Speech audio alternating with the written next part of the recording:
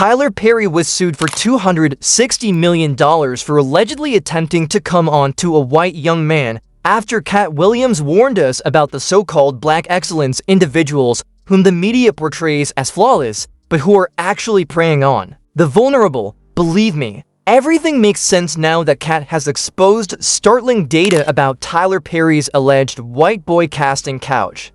Tyler Perry has long been a dominant presence in Black Hollywood, from his Madea brand to his ownership of one of the largest film studios in the world. Though Katt Williams and many others have been warning the public for years that there is a dark side to how that empire was built and how some of his roles were cast, the man has gone from homelessness to becoming a billionaire. Tyler Perry's name is at the top of the list of black men who were denied advancement by some Hollywood gatekeepers because they adhere to beliefs that degrade or rob them of their dignity, as Katt has often said. However, Katt went on to say that he had no personal animosity toward Tyler Perry, even acknowledging that Tyler works hard, before dropping the bombshell.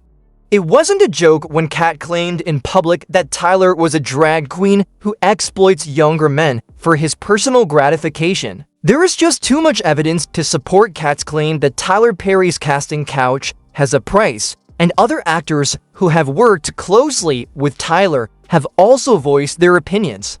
Katt was pointing out something he believed to be true about the way Tyler operates behind the scenes and how the roles he creates are given to these men if they do something in return.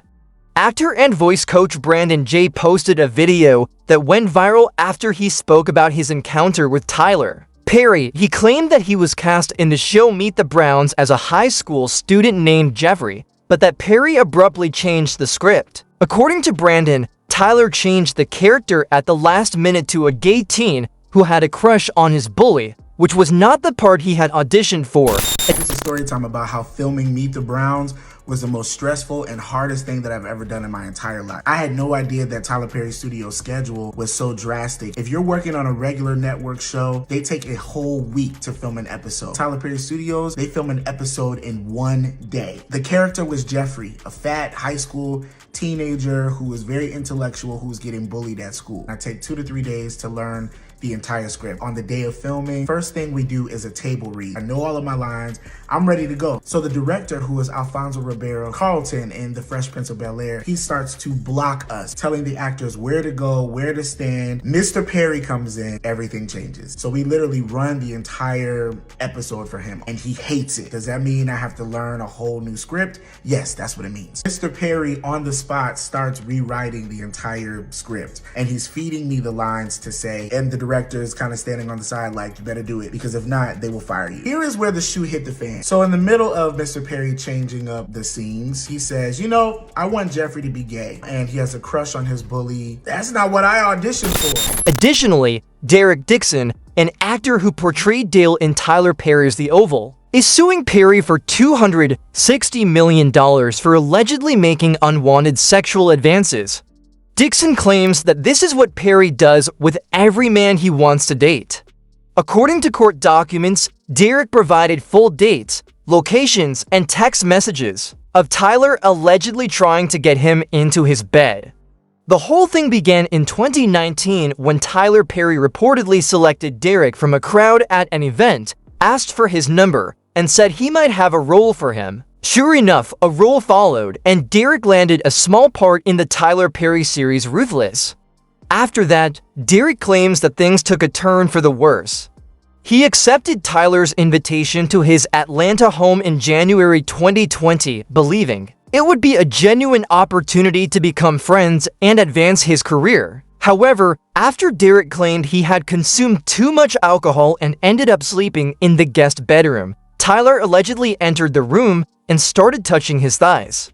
Derek said that he rejected the advances that night, but it didn't stop there. In The Oval, he later landed the part of Dale, a gay homeless man who works as a desperate shop clerk and sleeps with strangers to find a place to stay. Derek claimed that Tyler told him he was seeking a real-life partner who was just like that, devoted, desperate, dependent, and that he was being harassed with suggestive texts that included information about Perry's sexual preferences and questions About Derek said this role was not an accident. Although Tyler Perry has never publicly identified as gay, Derek said that Tyler openly expressed homosexual tendencies in these communications. The complaint included screenshots of messages, some of which read, "You are the rose. Unless he wanted to F you, and I would F you, no straight man would be walking with you." Tyler's legal team said, "It's an attempted shakedown," dismissing the entire situation as fabricated. Derek protested, saying that rejecting Tyler openly would kill his career and that he felt constrained. Because he was worried about being blackballed, he played it cool by avoiding the issue and saying things like, "I'm not the sexual type." At this point, Katt Williams' warnings start to seem prophetic. In the past, Katt said that Dave Chappelle was a victim of the Hollywood system's tactic of discrediting individuals by labeling them crazy. Yes, Dave told the world that he refused to accept $50 million from Comedy Central because he was tired of being a puppet. When Oprah brought him on her show and tried to get him to admit he had a breakdown, Dave refused, just stared. Maybe that $50 million came with the same dangers that Tyler was allegedly putting Derek through, because the media had already painted Dave as crazy. I'm glad you're here. Everybody wants to know, why'd you walk away from $50 million? I wasn't walking away from the money. I was walking away from the circumstances with the newfound plateau. Yeah. It was completely outside of my frame of reference. I've been in show business since I was 14. I've heard the stories, seen these kinds of things play out in front of me. I mean, you see before, look, Mariah Carey made a $100 million deal, and 3 months later, she's all of a sudden mysteriously crazy. Or Martin Lawrence punches through and he's waving a gun on the street screaming, "They're trying to kill me." Yeah, we hear those stories. And it always happens around the time in their career where it seems as though they're crossing over the next plateau. Yeah. It's incredibly stressful. People who already question Derek's motives and wonder why the lawsuit is being filed. At the same time that Tyler Perry's new movie Straw, which stars Taraji P. Henson, is generating buzz and climbing the charts, are bringing that same kind of energy. They're calling it a PR assault, a publicity stunt, and a money grab, but that's exactly what Katt warned about when he said, "The moment you challenge powerful figures in Hollywood, they turn you into the problem even when you're the victim." Tyler Perry joked that the public is now seeking receipts, not just denials, and advised his fans to keep calm and not overthink the situation. He's got the whole world in his hands. Got the whole world in his hands. Hey, I'm just sitting here on my porch just looking. What am I looking at? I'm looking to the hills from whence cometh my help. For my help? Some of y'all know the rest. I just wanted to come on and just tell everybody, just be as calm as you can. Although Derek never named names, he says that thanks to the efforts of people like Christian Kais, he now has the texts, dates, names, and a more complete story than before. Christian said in one interview that he was employed by a powerful individual who tried to use his position to manipulate and pressure him. This person is a predator, and he's one of several.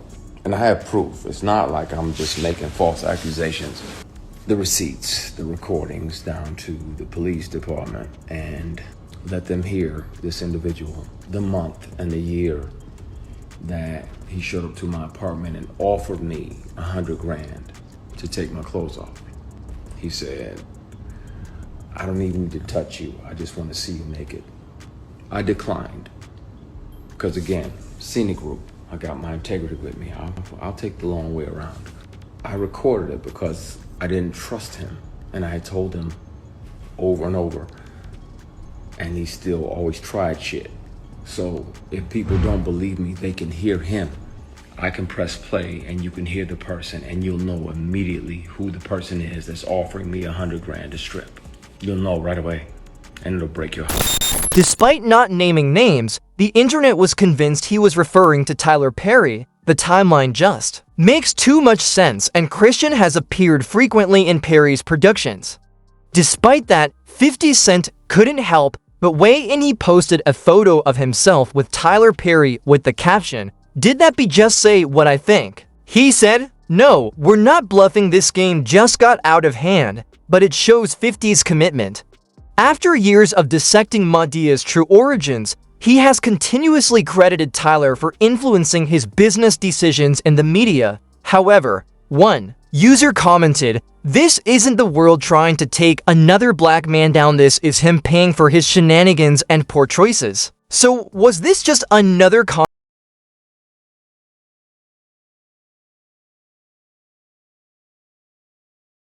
And if you want to hear powerful voices that don't hold back, don't forget to follow along and watch the next clip, it's just around the corner.